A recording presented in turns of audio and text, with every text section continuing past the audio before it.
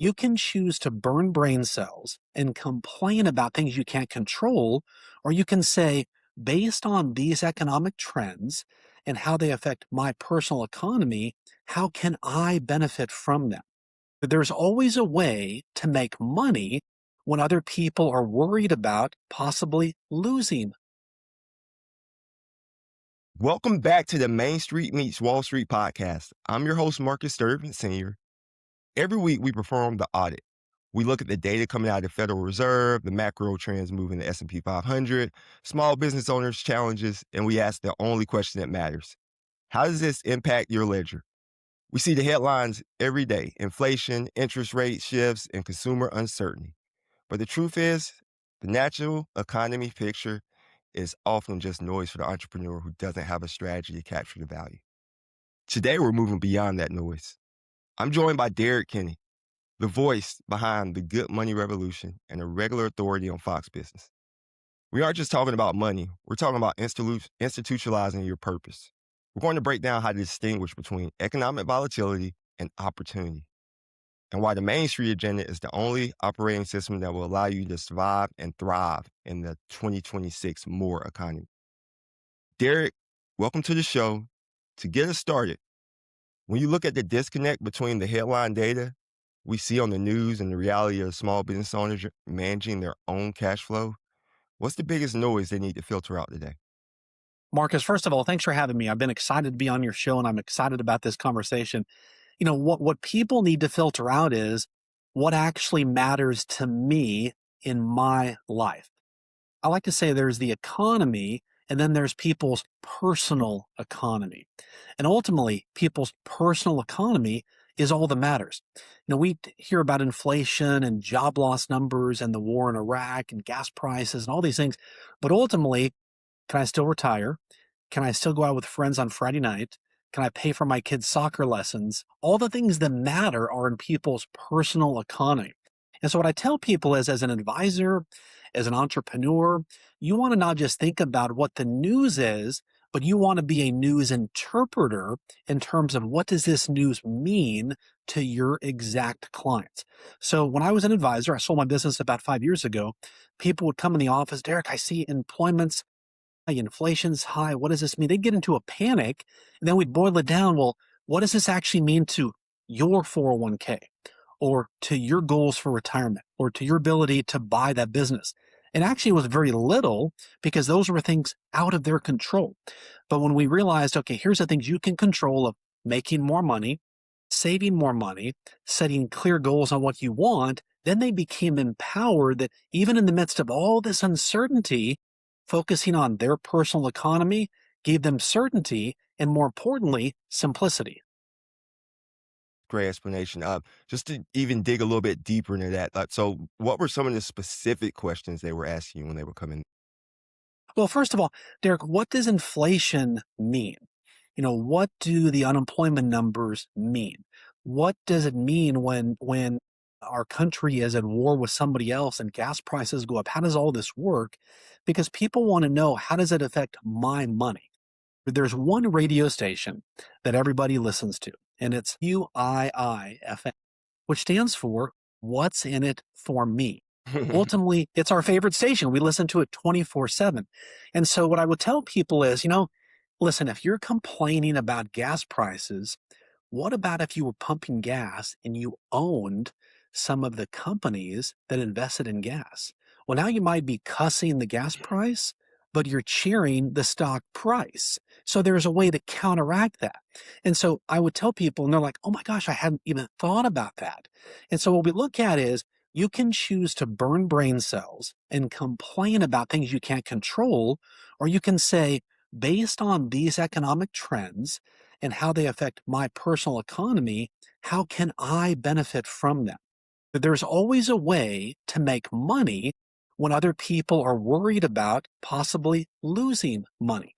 And so that's what I would tell people is, look, if we know the market's going to be volatile, then let's shift our strategy over here. That way, even in the midst of all the worry and all the uncertainty, people feel like they have a plan. And that's what I would say the key word is. There's a lot of 4-letter words out there, Marcus, but the best one is PLAN. When people feel like they have a plan, even in the midst of all the uncertainty, it reduces their worry. It dramatically reduces their anxiety and makes them feel like they're making progress, even in areas that they can't control. Yeah, that's a great explanation. I think what folks don't realize is that radio station you're talking about, WIFM, that's larger than what people consume the most now, what YouTube and That's Disney. right. That's the largest channel in the world. It's not just on radio. It's serious. It's everything, right? That's really where people do have to think like your personal balance sheet. And I love how you mentioned the fact that if you're at the gas pump and you're like, I'm at this, and all right, so everyone already knows we're not making any stock recommendations. We're just talking because you have to get into a personal relationship with someone to make a stock recommendation. But the gas station down the street from me has Exxon. So if I'm pumping Exxon gas, man, do I own some Exxon? Do I own Exxon stock? I get Amazon Prime delivered to my house so often. Even if you don't understand stocks or valuations, if you're getting a bunch of Amazon, maybe you should look at buying some Amazon stock, like owning what you're investing in. We're going to get back to that deep stuff a little bit more. I love do you want to expand a little bit more on that? Well, it's funny. As you said that, I was just thinking about a stock. I always, when I work with my clients, I always like to tell a story about their investments. For most people like you and I, we love managing money, we love investing money, making money, but a lot of people shockingly don't care. And so what I would do is I would tell people a story about their investments to make them more interested in the process. And so I'm not recommending this, but this was a great example. It paid a really good dividend. There was a preferred stock back in the day called Grant Metropolitan. Back then, it paid like a 9% dividend. I'm not recommending it, but I'm just saying back in the day, it worked really well. But what was cool was what it invested in. So it invested in Haagen-Dazs ice cream and Smirnoff vodka among two of its holdings. And I would tell people this is the classic investment where on days where the stock market's going down, you're going to like that Smirnoff vodka. On days when it's going up, you're going to love that Haagen-Dazs ice cream to celebrate. And it made it personal. People like, oh, Derek, how's that Haagen-Dazs Smirnoff vodka investment doing? And so when people can name the investment with something fun about it, now you've brought them into something that they care about. But the key is so many advisors bury their head in the sand when there's bad news going on. And what I find is when you can predict the bad news, doesn't mean you're going to say exactly the date, but you just want to have a conversation around, you know, let's be proactive. And if the time comes where the US is at war with somebody or we see higher inflation, a lot of volatility, here's the game plan of what we will do. So when people know that and hear you say that, you become viewed as this proactive, empathetic, highly caring financial advisor that has the four-letter word plan that people want. You don't have to know when they're going to happen or if it's going to happen, but just the fact that you're talking about, here's what worries me right now. Here's what I'm concerned about. When you're happy about everything, people don't always have the urgency to keep working with you. I tell advisors every visit that you have with a client, whether it's on Zoom or in person, you want to say the words, now, there's something else I'm worried about on your behalf right now. You see, you become the paid worrier that they want to keep paying because you care for them and are walking alongside them, helping them avoid the costly mistakes and save money that they don't want to have happen to them. Man, I'm glad you did expand upon that. Like you said, a lot of people, especially like financial advisors, don't even want to bring up worry. They're just trying to get out of that meeting with that client. That's right. You know what I mean? But you are supposed to bring up that kind of stuff, right? Like what can I do better for you? However you want to frame it, right? How can I improve my service for you? What are you looking for? But that comes with the expectations at the beginning too, as well. When you set up these relationships, speaking to clients, I know you don't have clients anymore per se because you sold your business for like an 8-figure exit, I think. But that's this is. Let's go back to the beginning. Let's take folks back and just walk back through to. I imagine you had the 110-3-1, dials back in the day. Or did you dial and smile? Is that how you got into the business? Let's take it back. Just take it back through Kenny's memory Oh, lane. take it back. Take us Wow. back. Yeah. So I had a problem when I became a financial advisor. I was 26. I looked like I was 13. I had no natural market. I had no gray hair. I had no wrinkles. But what I had, Marcus, was a passion for supporting local education. And so I had this crazy idea. I went back to my alma mater high school, Sam Houston High School here in Arlington, where I still live today, and I brought a $50 Amazon gift card for the teacher and a $25 Amazon gift card for the student. And I began to do a Teacher and Student of the Month award at my local high school. And I would give to the teacher a certificate and the gift card and let them know how much we appreciated them, and give the gift card and a certificate to the student, letting them know that they've got a big, bright future ahead. And we get a picture taken with the student, the teacher, the principal, and myself. And back in the day, we put this in the newspaper, kind of cutting edge technology back then. And I began to get phone calls about 6 months later. And what one woman said to me shocked me. And it completely changed how I thought about my business. She said, Derek, we know you're new, we know you're young, but we want you to be our financial advisor. And what she said next just changed the entire business philosophy I had. She said, Derek, we want to work with you because you care about what we care about. You care about what we care about. And it was in that moment I realized I didn't have to be the smartest or the best looking or the most well connected. I just had to care about what my ideal clients cared about. And it was like this weight lifted off my shoulders. And what I realized was I then began to do this at all the local high schools, even some of the junior highs and elementary schools. And it was on the cheap. But what I found was people that have money want to work with people who are giving back to the local community. And what happens is it gives them elevated status. In other words, if I'm busy, but I care about the community, but I can't be involved because of my schedule, I feel like I'm part of something bigger by working with Marcus, who is involved in his local community. And so as an advisor, so many times you're told you've got to give the $10,000 gift to the symphony, you've got to make the $50,000 donation to the Museum of Art. Nope, I was bringing in $1 million clients with $75 a month. And what I realized was two things. If there's two takeaways you have from our time together today, number one is when you have a cause that you care about, it's like a magnet that attracts people to you. So I like to say when you connect a cause to your cash and meaning to your money and purpose to your profits, it drives you to go make more money so you can do more good. And then people want to work with you because they're part of something bigger. Then the second part is own a painful problem. So many advisors sound and look like everybody else, and they sell based on their features and benefits of their products and services. And what I tell people is when you own a problem, you own your success. You want to identify who's your ideal client, what is the painful problem they struggle with or worry about, and that you help fix that. When you do that, you have a cause you care about and a problem that you own, you become virtually irresistible to high net worth people because they feel understood by you. They're like, finally, somebody gets me. Somebody understands what I've been thinking about and worrying about, and they're involved in the community. And by the way, everybody loves supporting education and helping kids. It's a no-lose proposition. Yeah, that's great stuff, man. Especially like you said, those last few points, like what people can you say that the three statements you said, and then Mhm. the 2 points. Can Yeah. you reiterate When you, those when one more you, time? sure. When you connect meaning to your money and purpose to your profits and a cause to your cash, now would motivate you to do more good and go make more money so you can do more good with it. You see, one of the biggest issues that advisors have is oftentimes, and I was guilty of this, so I'm speaking with all vulnerability here. I wanted a bulging bank account. I wanted to build a multi-million dollar business. And I began to do that. And I looked around and realized nobody's here with me. I'm saying no to everybody else, even myself, to pursue this goal. And that led to me feeling burned out.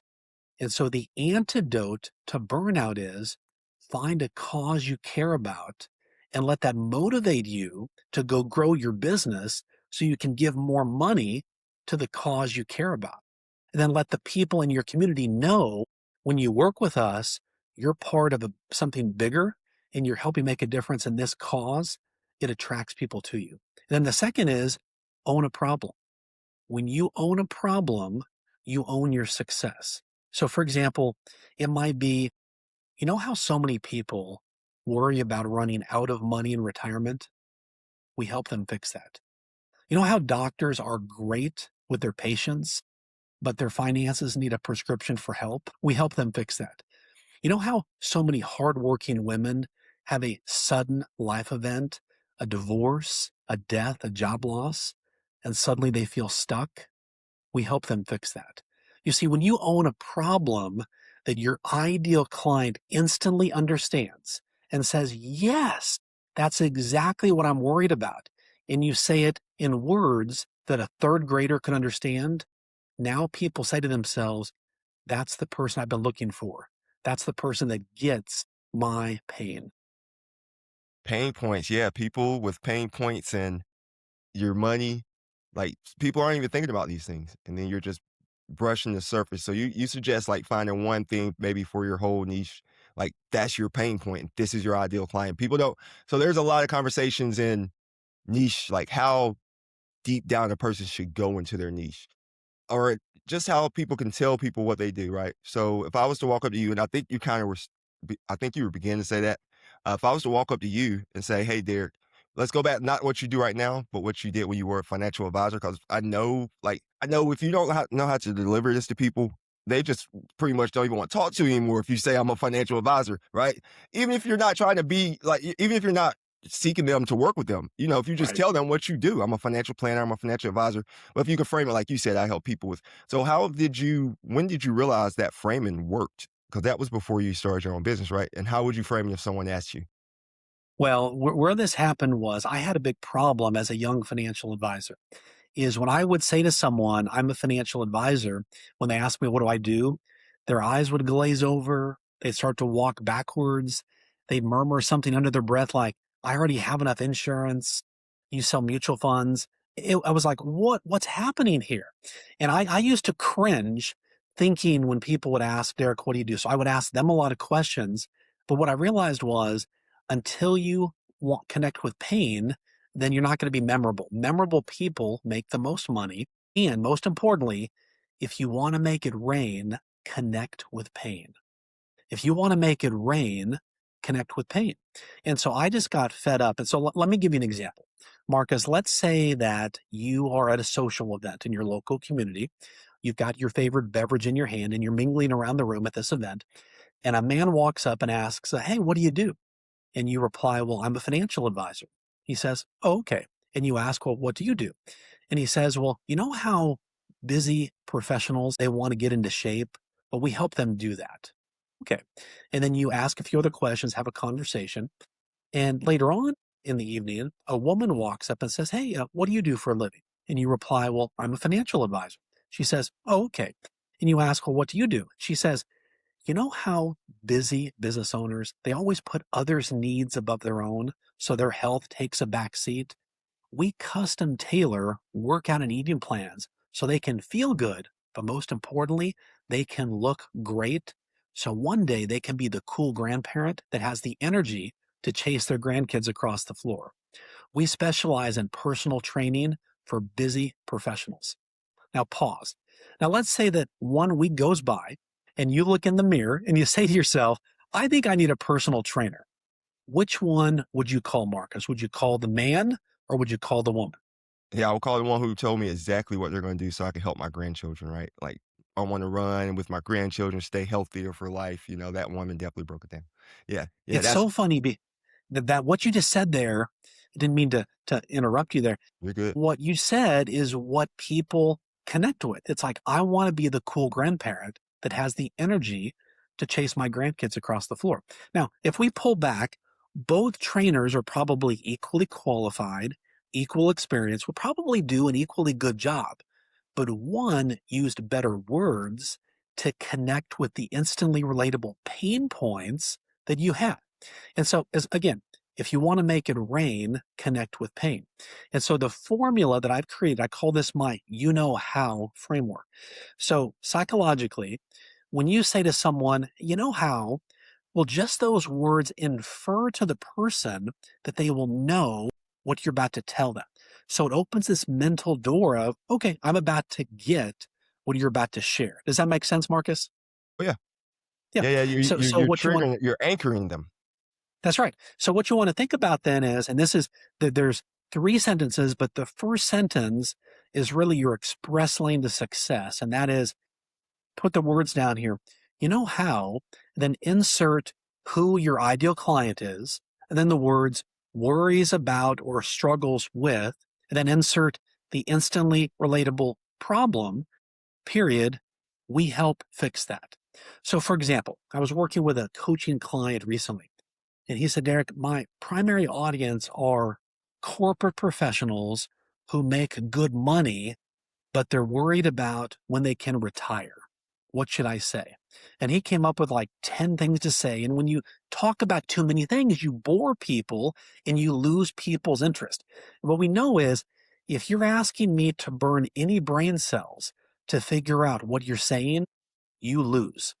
You're causing me to have to figure it out and I move on to the next thing. Instead, you want to say it as though a third grader can understand it. So in his case, we talked about, you know how hardworking corporate professionals, they make good money, but they're worried about having enough money to be able to retire? As I slightly nod my head, we help them fix that. He said his client engagement went up dramatically, and new clients that he brought on were up about 45% in the first 3 months that we worked together. Because number one, it gave him confidence of what to say, but it also clearly spelled out the pain point that hardworking corporate professionals who make good money but worry about having enough money to retirement worry about, because it's easily stated and nobody has to figure out, now what is he talking about? So if you want to make it rain, connect with pain. There you go. Find the local pain point in your area, find the people who are connected with it, and then get that structured intro. Just practice it, practice it, practice it. So did you come up in a time where like scripts were heavy when you first started?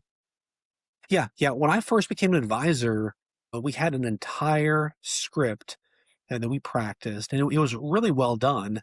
What I found though was that you needed to know it so well that it sounded conversational. You know, one of the things, even when I teach my how framework, well, Derek, this feels like it's going to sound scripted. But actually, the more that you say it and it's in your words in real time, you can actually see people's responses. Now, Marcus, I want to share something very important here. And it's really critical for, I think, an advisor who may be listening or watching right now who feels stuck. Like they know they're better than where their current revenue numbers are, but they're not there. And that is, so often we would reply financial advisor just to get it out and get it done. And what I realized is when I answered, I'm a financial advisor, I'm a wealth manager, I'm a dream funder, whatever you want to say, I knew what was going to happen. I would get a closed door. But when I connected with a pain point, people began to lean in and say, tell me more. And I had to do something to change my own behavior because my tendency was just to say financial advisor. Now, this is going to sound crazy. I like to eat. And so what I said is, if any time somebody asks you, what do you do? And I reply financial advisor, I have to skip my next meal. I didn't want to skip my next meal. But what that gave me was I had to get okay with owning 7 to 10 seconds of verbal real estate. And what that means is when I say, oh, I'm a financial advisor, that's like 2 seconds, answers out. But instead, I've got to be willing to lean in and say, and this was my, how phrasing that I came up with for me as an advisor. It's very effective. Marcus, you know how so many people, they worry about running out of money in retirement? We help them fix that. You see, that took about 8 seconds to say, but I gave myself ownership of these 8 seconds, if said with empathy and a little bit lower and just a little bit slower, it automatically causes people to say, this person really knows what they're talking about. I need to lean in and hear what they're saying. And what often happens then is if those words land well, they say, well, now, so what do you do? And then the second line is describing your process. So the first line is the problem. The second line is your process. And so I would say, we have a 5-step framework where we custom tailor a strategy for each client so they don't run out of money, so that they feel confident. And then, oh, wow. Then I always add the third line, which is the specialty line. We specialize in retirement income planning. You see, you say it as though you're the doctor who literally has the medicine for their financial pain. And there's a point I don't want people to miss, and that is when you're in a critical conversation. Have you ever been asked a question, Marcus, and you're caught by surprise or something was asked you weren't expecting? But what happens is often people's voices go higher and they talk faster, and they instantly sound nervous and anxious and less confident. So instead, I say when someone asks you a question you're not expecting or you're in a high stakes conversation, you want to communicate like you cook a brisket, low and slow. So you want to talk a little bit lower and just a little bit slower. And instantly you sound more authoritative and empathetic and like you know what you're talking about. So for example, if I were to say to you, I'll do it two ways. You can close your eyes and see if you pick up on the difference here. You know how so many people worry about running out of money in retirement? We help them fix that. A. B. You know how so many people, they worry about running out of money in retirement? We help them fix that. Now, could you sense a difference between the two ways I said the exact same words? I mean, it's almost like when you said the second time, like, I believe that you can help me fix that. And you believe you can help me fix that. As with the Mhm. first time you said, it's like, oh, yeah, I mean, maybe someone there can help fix that, but I don't know if he's the one who can do it. Like, Right. I like how you said that. And so part of this is simply practicing, but ultimately you have to ask yourself one question. And you've got to be honest with yourself. Of all the advisors in your local community, should clients work with anybody besides you? And how you answer that question will then give you the confidence to own 7 to 10 seconds of verbal real estate when you answer the question, so what do you do? Because those 7 to 10 seconds will leave somebody and say, I'm going to close the door, or lean in and say, tell me more. And memorable people make the most money. yeah, that's very memorable as well. And when people speak and then you slow down the tone and you're forcing people to lean in and listen to you. You were talking earlier about the Sullivan nod you were doing when you're saying stuff to people, you're nodding yourself. Yes. I like to liken it to I I coach like some little kids in basketball, and you've seen how little kids miss layups. Big Right. kids do it too. I'll tell them it's like you go fast, you're running fast. If you're dribbling or whatever, till you get that ball. When you get that ball, you're still going fast. But when you get ready to shoot that ball, you got to slow down. That's when you slow down Yes. and take the Yes. shot, and it'll work out. Another thing I like to tell them with basketball is like, when you get the ball, slow down because everybody else is watching you pretty much. Like you're in control when you have the ball, right? So take your Yes. time, like, and that's pretty much what you were saying with the second one. Like you're taking your time. Everyone's watching what you're going to do. Game 7, we've had several game 7s in playoffs this NBA season. It's interesting to hear it and the way you said it. Like I said, when you close your eyes and listen, the second one's even better. Derek, I want to talk a little bit. So you were an advisor. Yeah, we got your website up over here. You were an advisor and you stopped being an advisor to clients and you became an advisor to advisors. Can we go? How did you get there? That's right. Good way to put that. Yeah. So to go back a little bit, every year I go on a yearly sabbatical.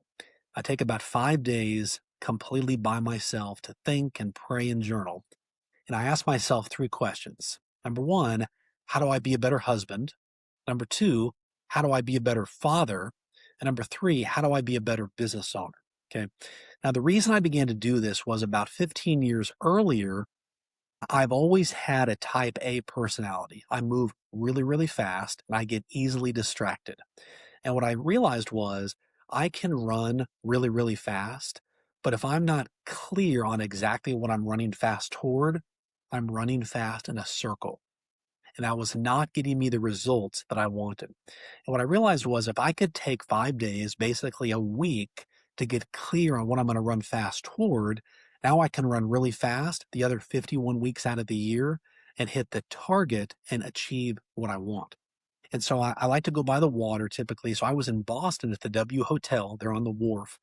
And I asked myself those questions in July of 2019. And I'd been feeling this for a while, like, what's next? I call this Derek 2.0. And I began to write a list out of all the things that I would like to do, just dreamy, blank canvas, canceling the voices that have said you'd be a failure at this, you can't do this, this is something new. And I wrote down some crazy things like write a book, launch a podcast, coach, speak, consult. Could I build another business that had the same level of recurring revenue as my financial planning business? And I realized in that moment, that was my moment to leave being a financial advisor and move on to Derek 2.0 because I could monetize the business I built. But what was most important to me was not just handing off my clients, I wanted to hand them up. That was very important. And so one of the hardest things, just being completely transparent here, Marcus, that I ever did was I called each of our clients personally to let them know that I was selling the business. And this took about 2 months for me to Ooh. do, okay? And most of the people were excited for me. They said, "Derek, you get to do what you've helped us do." They were celebrating with me. But some people were angry. There was just a handful of people, a couple people actually cussed me out a little bit. What? I can't believe you're abandoning us. You made a promise that you would help us retire. Here you're leaving before we retire." And I was able to calm them down. But one lady, Marcus, summarized it the best. She said, "Derek, if you're going to have a midlife crisis, just buy a Corvette. It's a whole lot cheaper." But so I started this. It was the first week of January 2020, right before COVID started. Goodness. And I made my last call the middle of February. And I remember thinking about it now, it brings it all back. The moment I made that last call and I hung up, I began to weep like a baby. It was like all this emotion that I had just experienced doing the hard thing, calling the people I loved that I'd walked alongside, my team had walked alongside through marriages and sometimes family members that had passed away and new jobs and achieving goals and seeing their kids grow and weddings and all the things. And I was choosing to say goodbye to that to go to what else I wanted was so hard. But what I realized was to be the best advisor legitimately, because I prided myself on being like the best advisor in my local area. But I had to tell myself, I now need to find a better advisor than me to hand my clients up to. Because the win was no longer them saying, "Derek, you're the best advisor ever. Who did you give us to?" But a year later, them saying, "Wow, Derek, we liked you, but we really like so and so." And it was like eating a big slice of humble pie because that was the goal. And that actually happened. And that it's been 5 years now, and I'm still in the local community. I still see a lot of these people, but the transition went very, very well. And so for me to sleep at night, it wasn't just a transaction, which financially I did very, very well on, but it was knowing and having the peace of mind that when my head hit the pillow, that I helped these people improve their lives, help them make money, save money, and that was part of my legacy was giving them a better advisor than I was. Oh man, that's powerful. That's great motivation. Like, just think that you realize that you need to take time to set the agenda before you just go fast. People say if you want to go fast, you go alone. If you want to go far, you go together. That is Type of right. situation, right? So you are you still in 2.0 or are we in 3.0? Which iteration are we in? Yeah, I'm still 2.0. And, there's a lesson I learned, and I've been learning this, is at first I began to create some things that I thought were going to be what worked. And I learned this lesson about a year and a half ago, and that is a lot of the ideas in my mind I thought were perfect because Derek thought of them. Of course, they're going to be great, right? I built a successful business. Everything else will be equally successful. What I learned is what I call the focus group principle. And that is what I now do is I'll take ideas in my mind and I'll say them to other people and see if it resonates, if it connects, and then how they say it back to me is my reality. Because it doesn't matter what I think is true if three or more people tell me something about me or an idea that's whatever, then that is true. So, for example, when our kids were younger, my youngest son, would come in our bathroom as he got ready for school and ask, "Hey, do I look good in this?" And my wife and I would say, "Yeah, yeah, you look fine." He said, "You always say that. You're my parents." And I said, "You know what? Go ask your sisters. Ask your sisters if you look good in that." And so he'd go back and he'd ask his sisters. Yeah, they said it look good, but I don't like this color. I said, "Dylan, let me give you a simple life and business lesson. When it doesn't matter what color you think you look good in. If other people say you look good in it, then that's the color you want to wear. And especially if the girls say you look good in the color, that's the color you want to wear." Okay. But the point was the focus group principle. In your mind, you may think it should go or sound or look a certain way, but it's how people say it back to you that is reality. And so, for example, when I began to do the work I'm doing, I've built this communication framework. How can you simply say the words that cause high net worth people to want to work with you? And a trusted voice I ran this by said, "Oh, Derek, you're like the client conversation guy. You should be at every main event to complement all the technical stuff. You give people the exact soft skills of how to connect with people on the human level." And when he said, "You're the client conversation guy," I just began to adopt that. I hadn't heard that before, but in his words, it made sense. So that's the lesson is take your idea, but let other people tell you how to implement your idea. It saves you a lot of time and a lot of money.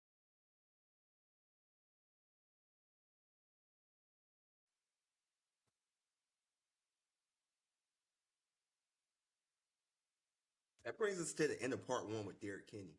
We've covered a massive amount of ground today on the mechanics of building and exiting a high eight-figure firm.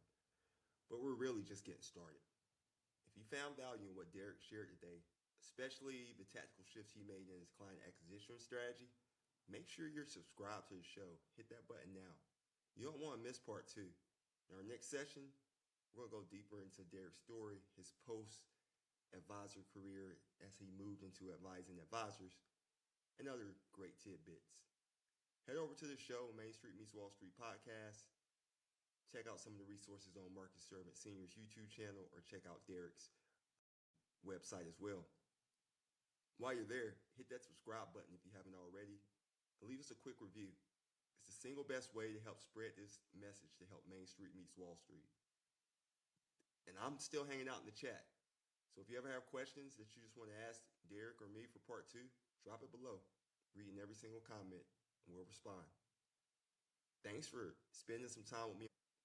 I'm Marcus Durbin Sr., and I'll see you back here for part two of this series. Main Street Heart meets Wall Street Smarts.